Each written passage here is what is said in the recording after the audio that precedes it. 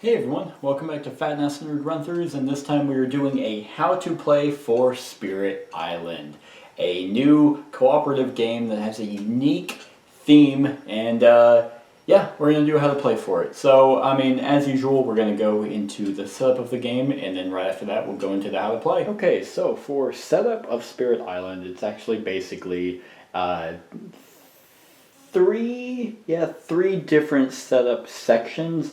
That's divided into the invader board, the island, and the supply, and then the player setup.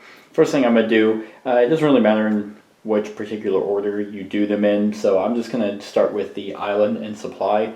I have this set up for a 2-player game, but if I show you the rule book here, like right there, that's set up for 2-player. Then if you wanted 3 players, it would look like that, and then 4 players would look like that. Really in any order and combination, the map can be, kind of adjustable if you wanted it. Maybe if you wanted it to look like that, then that would be perfectly fine as well.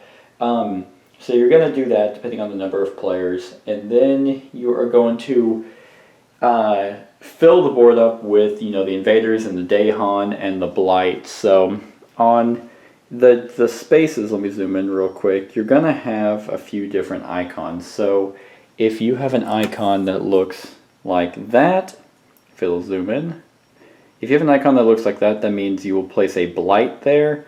And then if you have an icon that looks like that, that means you're placing 2 Dahan there. And then, that symbol is a town, and that symbol right there is a city. So you're going to look for those and place the people accordingly. If I can even, there we go.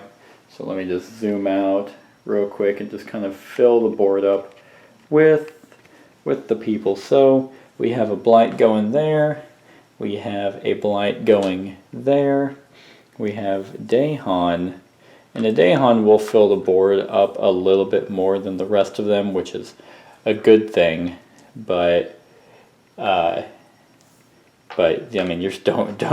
don't mistake it, you're still going to get some invaders and some cities and stuff like that. So whenever the number of icons indicate, the number of pieces as well. So like so. And then this is a relatively slow going process, especially if you have, more people. So we got a city right in there. We have a town right there. We have a town right here. And then a city right up there. So that's what a 2-player board would like with these 2 particular pieces of board. Then what you're going to do is you're going to take the minor power deck, and you will shuffle that, and you'll place that near the board, just in an area that is, within easy reach of all players. I'm just kind of putting them where you can just see them. And then you will also take the deck of major powers, and you will shuffle those all up, all nice and sexy, and then you'll place that next to the, I ruined it, you place it next to the minor power deck. The game comes with actually these inlays, which are really nice, that you can pour the invaders, the towns, the Dahan, and the cities all into. These are actually deep enough to hold all of the miniatures. So the game, doesn't really tell you to use this, but why not? So, obviously these are bagged, and you don't have to leave them bagged, but you can take that, and you can leave it, right there within easy reach of all players. It's a wonderful storage solution. So I would highly recommend using that. I'm going to get those out of the way because I already have pieces taken out for this particular video. And that is, that's setting up the island and supply. Okay, the next thing we are going to set up is what is called the invader board. So this is the invader board. You'll set that up, near the island board. And what you're going to do is this area up at the top, not the generated fear spot, but the fear pool, is where you're going to place the fear tokens, right up here. And it says right up at the top, 4 fear per player, so that you don't even really have to read the rule book for that. So in a 2-player game, you would of course have 8 fear. And then right down here where it says blight, you will place 5 blight there per player. So obviously in a 2-player game, you will have 10 blight there. And the game comes with 2 cards called, Healthy Island, and they look like this. And then it has, Blighted Island. For your first game, it's recommended you don't use these, so I'm just not going to mention them. But that's kind of a way to affect the way Blight works in the game. But I'm just going to ignore that just to make it as simple as possible. So essentially, if you want to follow the card on the board, it's 5 Blight tokens per player. And then, the fear, it's 4 tokens per player. Another thing you're going to do is you're going to pull out these 2 tokens. So it's Terror level 3 and Terror level 2. And then you're going to grab this deck of fear cards. And you're going to shuffle this deck in any way that you wish. And you're going to take 3 cards. And then you're going to take the Terror level 3 and you're going to place it on top of these 3 cards. Then you're going to take 3 more cards. Yeah. And you're going to place that on top, and you're going to place the Terror level 2 on top of that. And then last, you're going to take 3 more fear cards, and you're going to place them on top. So you will have a total of 9 fear cards with fear level 2 and fear level 3 separated between them. Then you will take this stack, and you're going to place it over on top of this victory, that victory spot up at the top left. That'll make a lot more sense later, but just know that that's where that stack will go. And then just notice the Terror level 1 spot up on the top right. Just make sure to remember that, but I'll bring it up later. Anyway, the rest of the fear cards can go back into the box. You will not be needing them. Then what you will do is you will grab this deck of Invader cards, and up at the top is the levels, level 1s, and you have level 2s, and then you have level 3s. To make things simple, let's just say there are 4 level 1s, there are 5 level 2s, 1, 2, 3, 4, 5, and 6 level 3s. How you make the Invader deck, which goes down at the bottom right on the Explore spot, is you just take each level and just remove a card. So like I said, there's 4 level 1s, you need 3 to make the deck, so just take 1 out. There are 5 level 2s, you need 4, just take 1 out. And then there are 6 level 3s, you need 5, take 1 out. And then just, and you do not shuffle these, but you will shuffle the individual levels. So you would shuffle all the level 1s, all the level 2s, and all the level 3s. And then you will place that deck on the Explore spot down at the bottom right, basically where the deck matches the actual spot. And then you'll put the remaining Invader cards back into the box. The final thing that you do whenever it comes to the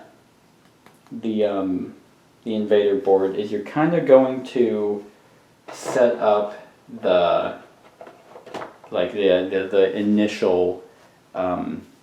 initial board with Invaders. So how you do that is you will actually take the Invaders, and it's their starting action, and you will look at that. Now, this is kind of getting into what Invaders will do, but I'm going to go ahead and explain it here. So you have your board.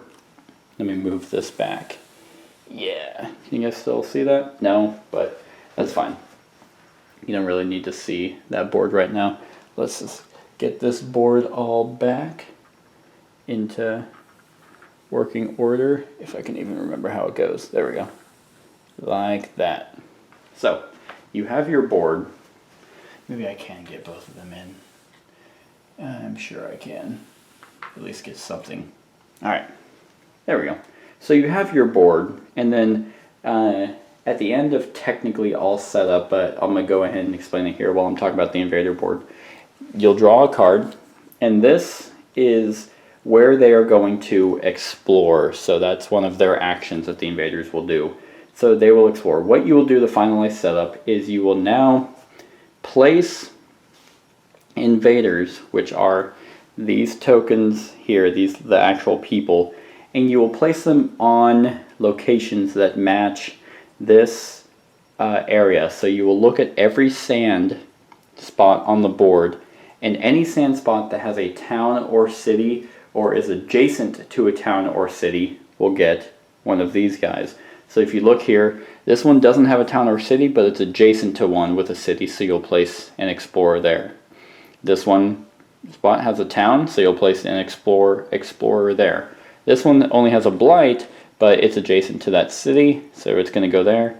And then this one doesn't have anyone, but it's adjacent to that town, so you'll place one there. And then you will take this card, and up at the top, right next to that deck, is a build spot, which you will take this card and you will place it like that. And then that is how you actually finalize the invader board setup. Okay, so the very last part of setup is setting up the player board. And how this works is actually incredibly simple. So you'll each choose a spirit. The game recommends that you start with a spirit that actually has a low complexity rating. And how you can tell that is if you look on the back, it says complexity and low. And there are 4 of them. There's the shadow that flickers like flame. There is lightning swift strike. There is vital strength of the earth. And there is river surges and sunlight. The other 4 spirits are, of higher complexity. So, I mean, if you're up for the challenge to try and figure out how they play, by all means go for it. But this is just what the game recommends you start with. For the setup purposes, I'm actually just going to use the shadows that flicker like flame. And then, so you'll choose them, and then you actually will set up your presence, which is basically where you start on the board. And that's what these discs are right here. They are your presence tokens. So if we look up on the back, and on the back you'll see a variety of things, just kind of like flavor text of who this spirit is, and then the setup. So that symbol right there means presence, or a disc token. So if we look at, let me zoom out real quick,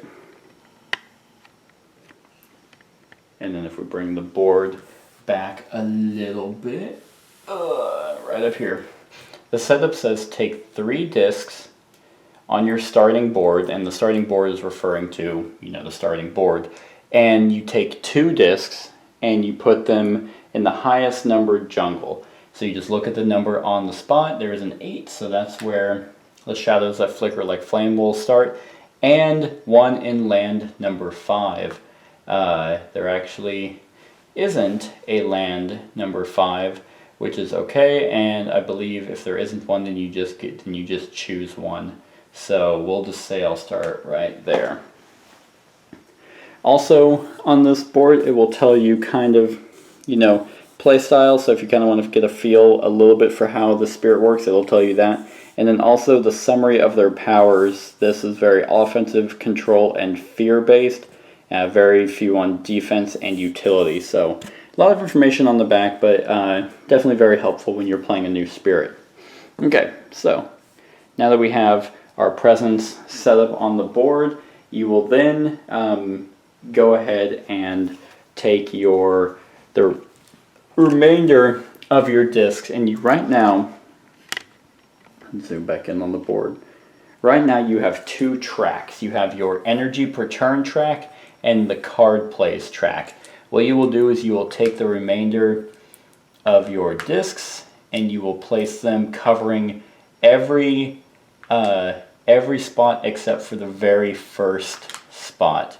So right now, the shadows that flicker like flame should have their 0 energy per turn showing and their 1 card plays. These tokens right here, really, they don't serve any purpose except for reminders on cards, and there is a color for each each player. They don't serve really any in-game purpose except to remind you of, hey, this is where a spot's happening, a card effect is happening on the board. Then what you will do is, let me zoom out a little bit, you will look for the spirit's starting hand. Each spirit has 4 cards, and this is what the shadow that flickers like flame. He has crops wither and fade, mantle of dread, concealing shadows, and favors called dew. I'll explain the cards later whenever it comes to actually playing the game, but as of right now, just know that each spirit will get 4, and their picture and art will be on the back. Another thing, whenever I mentioned setting up the board earlier, I said, hey, you're going to shuffle the minor power deck and the major power deck and set it off to the side. The game does recommend that if you are new to the game, you start with a low complexity spirit, and you also get their power progression. So what you can do is for each of the 4 low complexity spirits, and it's only for these 4, none of the other 4 have this card. You don't just draw randomly from your minor powers. You actually get this card that corresponds to the spirit and set up these power cards. And so, like for the shadow that flickers like flame, you will grab Dark and Tangled Woods, Shadows of the Burning Forest, Jungle Hungers, Land of Haunts and Embers, Terrifying Nightmares, Call of the Dahan Ways, and Visions of Fiery Doom. And you will put those in order, obviously 7 being on the bottom, then 6, 5, 4, 3, 2, 1 being on top. It tells you in parentheses that if it's a minor or major, and kind of tells you, hey, after you gain a major power, you have to forget another power, which I'll explain later. But you don't have to follow this. This is just what the game recommends if you are new. And personally, I have done it both ways. I kind of like following this because it makes your character and your spirit a little bit more thematic with the powers that you can get. But if you like variety and feeling awesome and being able to do a bunch of other things, then by all means just draw randomly from the deck. It's completely up to you, but that is that. And then that's the setup for the player, and that's the setup for Spirit Island. In Spirit Island, you are one of the guardians of the island, one of the spirits of the island that is going to be defending it from unwelcome invaders. They will continue to thrive, build cities, build towns, and blight the land or overtake it, and you will do everything in your power with your teammates and other fellow spirits to try and banish them and scare them from the land. There are multiple ways for you to lose this game, and really only one way for you to win. So to learn all of that, we are going to now jump into how a round plays and then how to actually win the game. So let's jump into how to play. Okay, so how a round plays is actually very simple. In order, it goes Spirit Phase, then Fast Power Phase, then Invader Phase, then Slow Power Phase, and then the round's over. So I mean, really not a whole lot that goes into a turn, but there's a little bit that goes into the actual game. So let's go ahead and start with the Spirit Phase. I'm only going to show one spirit here because it's just easier for explanation. So if we look at the Spirit card, let me just, I'll just hold it up, hopefully none of the disc slide. The Spirit Phase starts off with the Growth Phase, and each spirit actually has a different combination that they can do. Whenever it says pick one, that does not mean you pick one icon. There should be little lines, and if you can kind of see it, there's little squares, lighter squares, to show that this is one section. So the Reclaim cards and Gain a Power card is one section for the Shadows. There is a Gain a Power card and Add a Presence, and then there's Add Presence and Gain 3 Energy. So let me explain a little bit about what each of those does. So Reclaim cards obviously means you will get your played cards back. Whenever you play a spirit card or a spirit power, you don't get it back. You have to actually use the growth to reclaim it. Then where it shows the gain 1 power card, you can choose to either take a card from the minor power deck or the major power, which is overset. If you are playing with the power progression, you will draw from the top of your deck. Now, speaking of minor powers and major powers, minor powers are a little bit stronger than your current hand. Not to say that your current hand's weak, but they are there and they give you a different variety.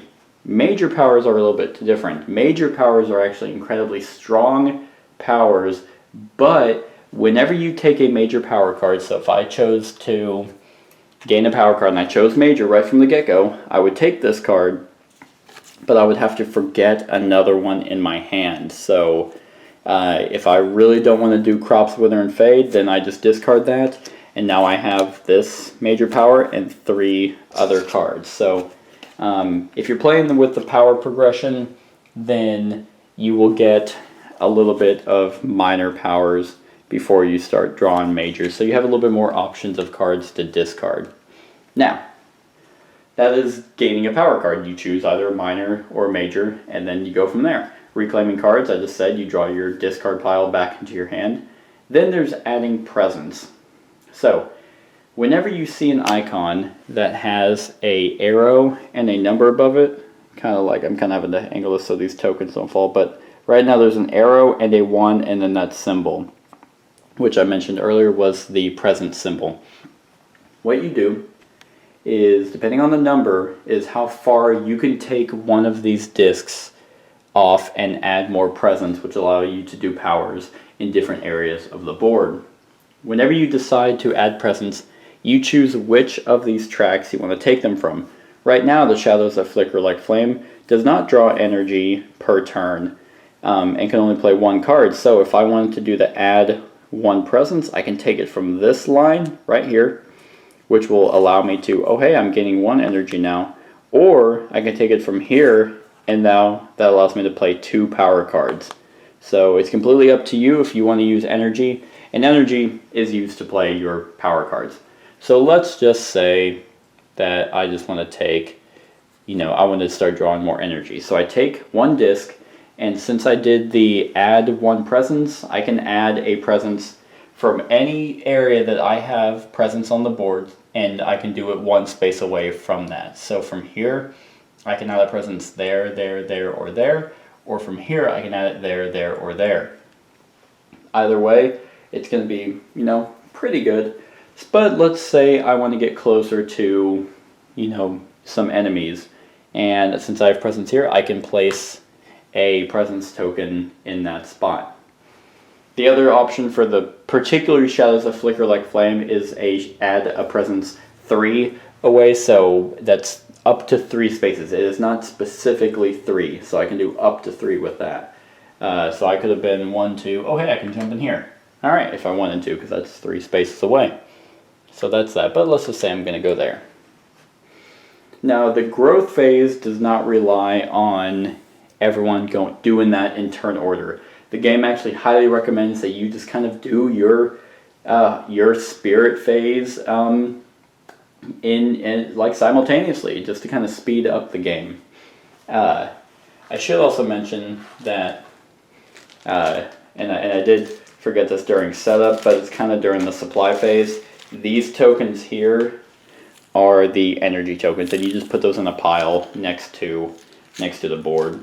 So nothing too major, but I'm just doing the how to play, so figured I should tell you everything about it.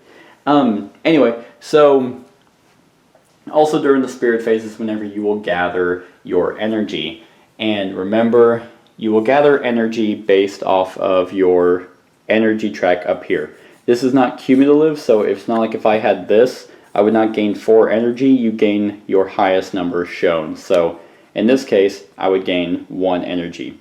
But if I had chosen this one, I would gain 3 energy plus my 1, so I would gain 4 energy.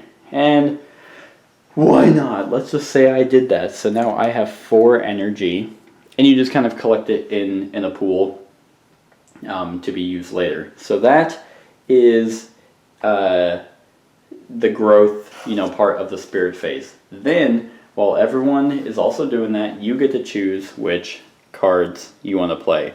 Now let's go ahead and show you the anatomy of a card. Okay, so if you're looking at a card, you are basically going to see a lot of symbols, and they're not going to make a whole lot of sense.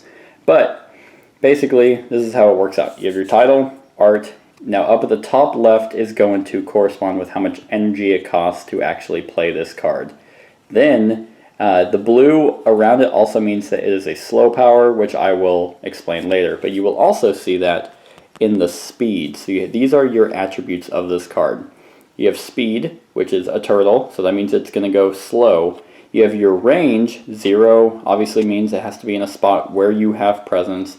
And then target land is any. That means like any type of land, and there's multiple types. Like there's, mountains, which are gray, sand, which is, the brown, jungle, which is green, and then wetlands, which are, blue. So you have your anatomy. Sometimes they will tell you only, hey, specific types of land, sand and wetlands. This card, a particular power can be played. Then on the left side are elements. And what elements do is they allow you to do your innate power on your player board, which I'll explain in a sec. But whenever you're looking at particular cards, that's extremely important, the speed, the range, and the target, and then what it actually does. Crops, Wither, and Die actually talk about it. You get 2 fear, which I'll explain how fear works, and then I can replace 1 town with 1 explorer, or replace 1 city with 1 town. So this is kind of like, hey, the crops are dying, and it's causing, people to die because they're starving. So that is kind of the anatomy of a card. Now, whenever you are choosing to play cards, you have to look at the spot on your player board that says how many cards you can play on a turn.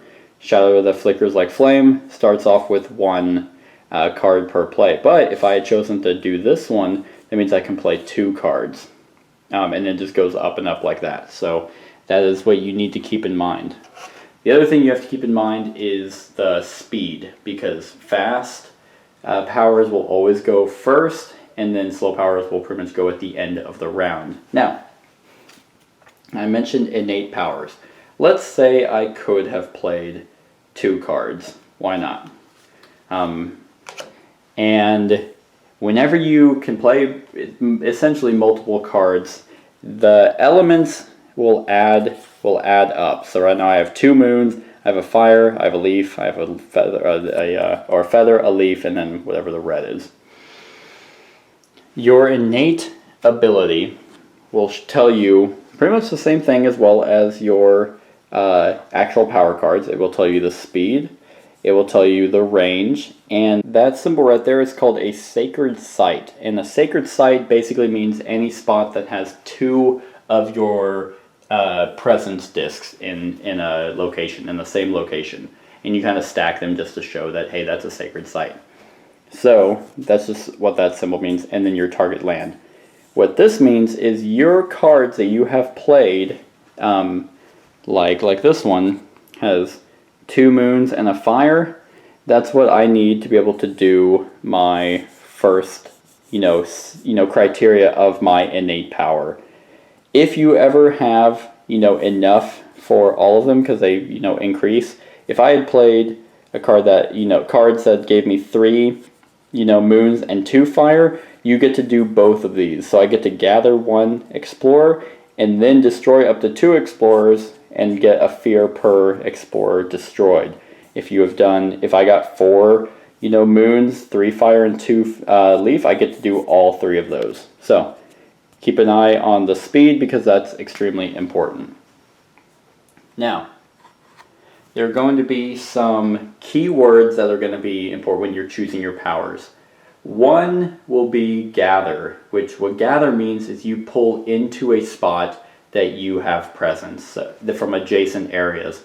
So let's say I was playing Favors Called Due, which is gather up to 4 Dahan. So it's speed, slow, but target is 1 range, and then the target land, up to 1 range, sorry.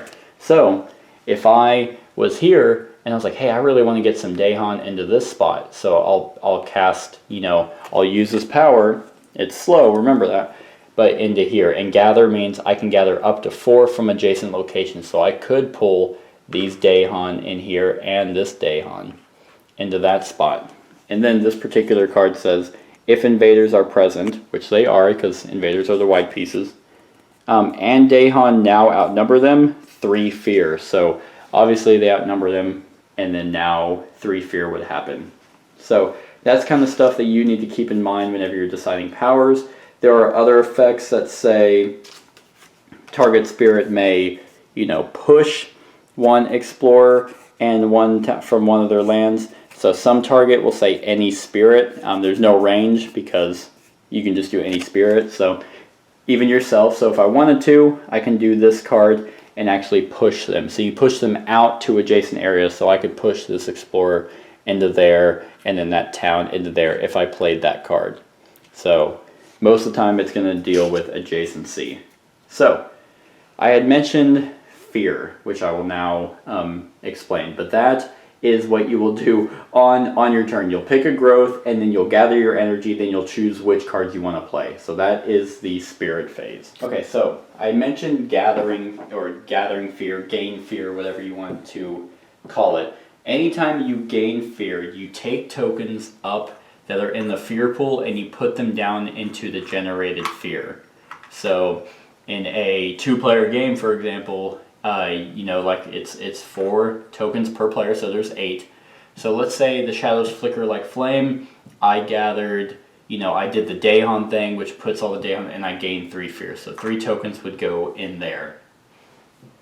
And then if I played another card, that would get more fear. It just continues to go on into this pool. Now, whenever you have your tokens, all the tokens from the pool go into this generated fear, then a fear card from the stack will get placed face down onto this spot right here that says earn fear cards. It'll go face down. Then all of these will come back up immediately. If you have any leftover fear, it cycles through. So let's say I had that many. I had 7 out of my 8, and I do 5 fear. That would be 1 fear card would come down. These move up. Then 2, 3, 4, and that's just kind of how what is. Oh, I said 5, so that would be that. So 4 would be into the generated fear with 4 left. That stays there. It doesn't activate yet. I will explain when it does. But essentially, fear is how you're going to win the game, which I'll explain at the end. But that is basically the fear mechanic. Right after the spirit phase is the fast powers phase. So any power that each spirit played that had that bird icon would now trigger. So, and there's in no particular order. It's basically whenever you guys want the powers to go off. That includes innate powers and, like I said, any effects that have that dove. You would do all of them. So let's just talk about a few things that can happen. Most likely, some of them will help other spirits. A lot of them will, attack other, people, to attack the invaders. So let's just go ahead and talk about attacking invaders. There are 3 types of invaders. You have your explorers, you have your towns, and you have your cities. The game does a really good job at making it very simple at how much health they each have. Explorers can take 1 damage, the towns can take 2, and the cities can take 3. If you deal 1 damage to an area, to a target land, you can attack the explorer and he'll die. If you attack the town and it can only take 2 damage but you're only dealing 1, they actually do a really cool way to track that. You would actually just flip it on its side, and the number of buildings that is showing on top, it indicates how much health it has. So like you would flip it like that, that shows it has 1 health left. If you look at a city, like it can take 3 health, so if you deal 1 damage, you would flip it like that, and it would show the 2 buildings. And if it took 2 damage, you flip it like that, and the 1 building shows it can take 1 damage. Now, I mentioned generating fear. If you destroy a town, that generates 1 fear. If you destroy a city, that generates 2 fear. So just keep that in mind, and this is something else that can happen. So just know, after the spirit phase goes the fast power phase. Right after the fast power phase is the invader phase. Now, They go in a certain order. First of all, it does the Blighted Island effect, which if you're playing with no Healthy Island or Blight Island cards that I mentioned earlier, you ignore that. Then comes Fear effects. So, if I had generated enough fear to play a fear card, that stack would actually trigger. So, here's what a fear card looks like. It looks like this, and this would go off before they even get their turn, and it's based off of what level of terror you're at. Right now at the beginning of the game, you're at terror level 1, so this card says, wary of the interior. Each player removes one explorer from an inland island. Now, inland island is any space that is not adjacent to a coast. These are the printed oceans, which means that any spot that is not adjacent to these is inland, even this. So, like, it's not actually like, this is not like the only inland.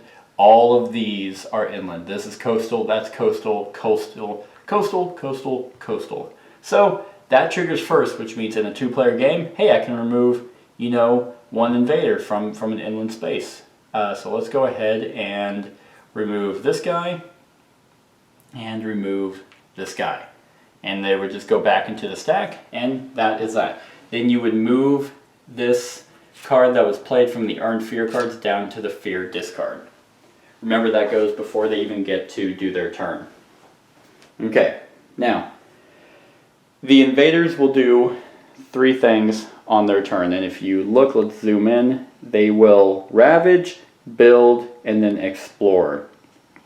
So, they will only ravage and build and explore in certain territories. They do not do it to every single territory. So if you can see earlier, whenever we were doing setup, the explore card was, hey, it was the sand, so that's why those people were there. Now, they're going to build in the sand.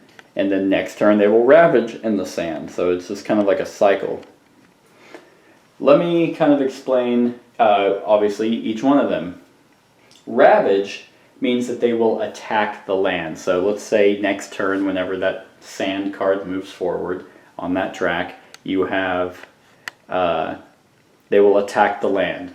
They do damage basically equal to how much health they have. So invader or explorers will deal 1 damage, towns will deal 2, and cities will deal 3. And it is, cumulative. So if there were like 10 cities in one area, that's going to be 30 damage, and you're definitely going to lose.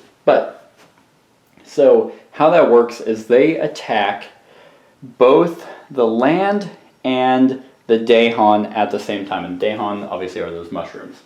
What that means is that for every 2 damage that they do to the land, you would take a blight from that blight pool and add it to the land.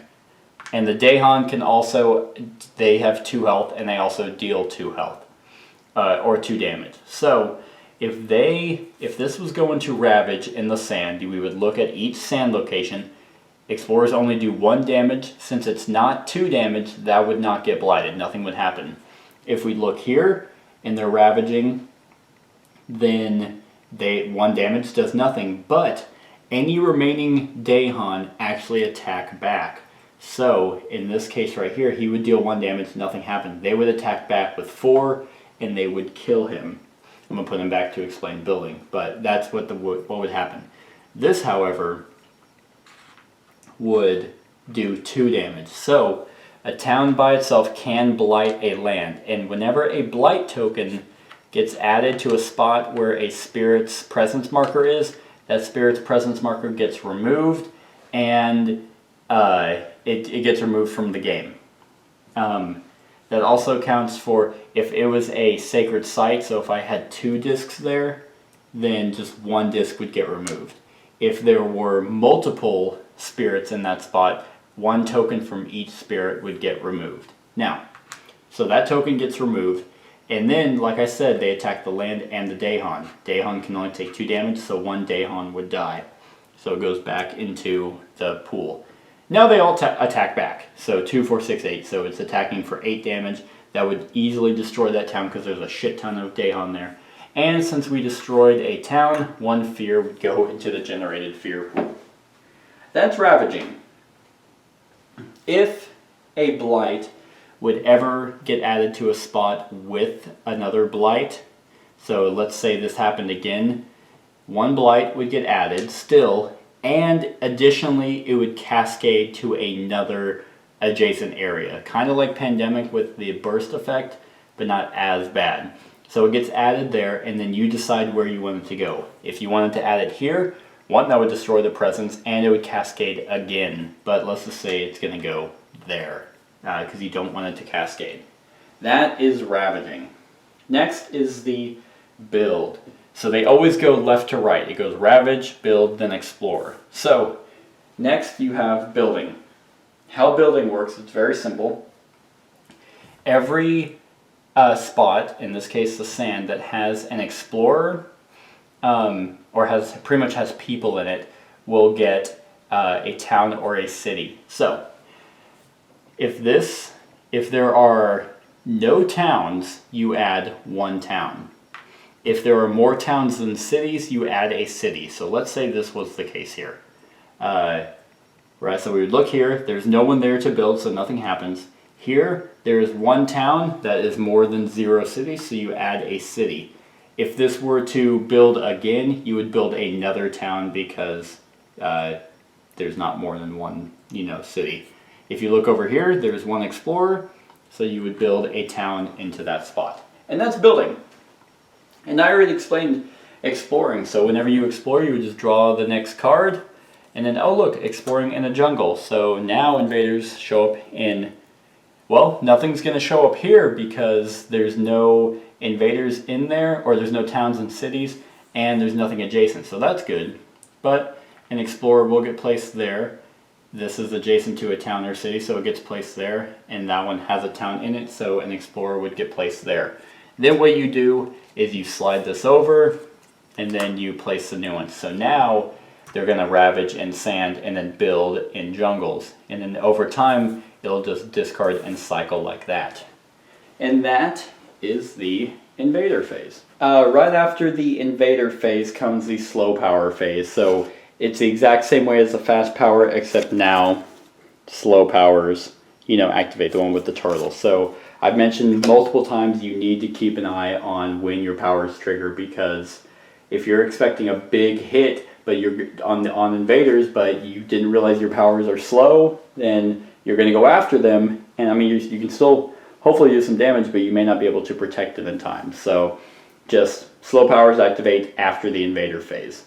Right after the slow power phase comes time passes.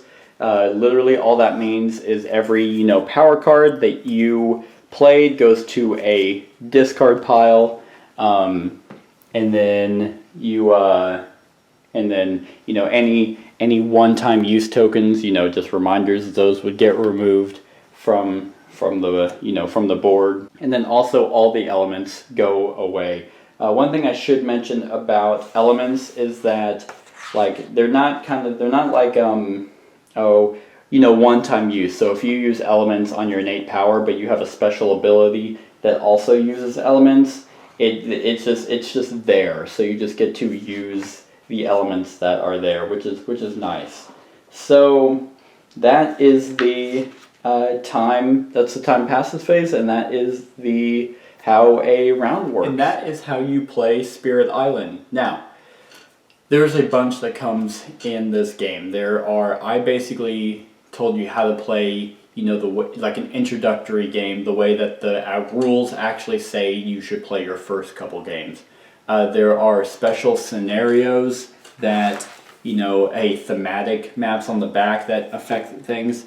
There are, like I said, scenarios that affect the way the game is played. There are adversaries, which are basically like Prussians, or just like give the invaders, a homeland and a different way that they play. There are, I explained the back of that. There are just a bunch of different ways you can play this game, and it's not advised to play any of those until you are familiar with at least you get a good couple games under your belt and you're familiar with, hey, I'm very solid on how the round works. So, with that in mind, I'm going to explain how you win and lose this game. How you lose the game, there are 3 ways you can lose. One if your blight pool, you know, on the invader board, if that ever runs out, as soon as it runs out, you lose. The land is blighted, war-torn, destroyed, and your spirit presence is essentially sucked away. It even says it on that spot. If there is ever no blight here, you lose the game. So it's just kind of written there. That's one way you can lose. The second way you can lose is if any one spirit ever loses all of their presence tokens. And I explained how you lose presence tokens is whenever a blight gets added to a land that you know, has a presence token in it, it just gets removed from the game. If any one spirit ever has no presence, you all lose the game. That spirit is dead and gone. That's the second way. The third way is if you run out of invader cards. So these cards right here, you go through all of them and you cannot draw one, you lose. Invaders just took over the island and they're prosperous and you're too weak to actually do anything about it. So there are three ways you can lose. There's really one way to win this game, and that is through fear. So as I mentioned, you have a fear level. On the terror level 1, it shows, you know, a town, city, and explorer with a red X through it. That means you have to kill every single invader on the board. You have to kill all invaders, or all towns. You have to destroy all towns, destroy all cities, and kill all explorers. If you do that at terror level 1, then you win. So that's awesome. It's kind of thematically, no one's really scared of you. Yeah, you're not, you know, strong enough. But over time, as you start, you know, drawing more fear cards, you will reveal another terror level. This immediately gets placed over the current terror level. So now at terror level 2, all you have to do is destroy all towns and cities. Okay, cool. If the game continues to go on and you go through the next 3 cards and you reveal terror level 3, that means they are completely frantic and horrified by the island, and you only have to destroy all cities. If you still don't do that, but you still haven't lost yet, and you go through the remaining 3 fear cards, so you go through all 9 fear, right at under where you know, during setup it says victory, you win. So basically, each time you increase fear, it makes your victory condition a little bit easier. But even if you survive all that, then you automatically win if you go through all 9 fear cards. And that's Spirit Island, everyone. I mentioned the different variants that you can play. I should also mention that I didn't explain every little thing about you know, certain keywords, or you know, I didn't explain defense. So I guess I can explain that now because I don't really need to show you anything. Defense basically works, hey, if you have a defend 6 on a particular territory or particular land, that means that it has 6 defense. So if you have 2 cities there, cities deal 3 damage, so it's dealing 6 damage, you have defend 6, it cancels it out. So you take what's attacking it and you subtract that from what's defending it, and whatever outweighs. If there's more attack, well, if it's more than 2 or 2 or more, then they're gonna, you know, blight the land and stuff. But if it's 1, then does nothing. So that's defending. Then there's just a bunch of, you know, little rules that you may kind of want to look at. I mean, there is a, you know, tips and tricks in the rulebook. So if you're like, well, you know, how do I really want to play this game? It says it in the rulebook, so you can definitely go check that out as well. But other than that, that is how to play on Spirit Island. I hope you enjoyed. I hope this is very helpful for you. If I made any mistakes whatsoever, then mention it in the comments below, and I'll like and love it so that it jumps to the top so people can see it. Other than that, like, comment, share, and subscribe, and have a wonderful whatever time of day it is for you. Hey everyone, thank you for watching, and I really hope that you enjoyed the video. If you want to support us, you can go ahead and click that link to go to my Patreon account. If you have any suggestions, you can go ahead and click the link in the show notes below to go to my Board Game Geek list. Other than that, like, comment, share, and subscribe, and have a wonderful whatever time of day it is for you.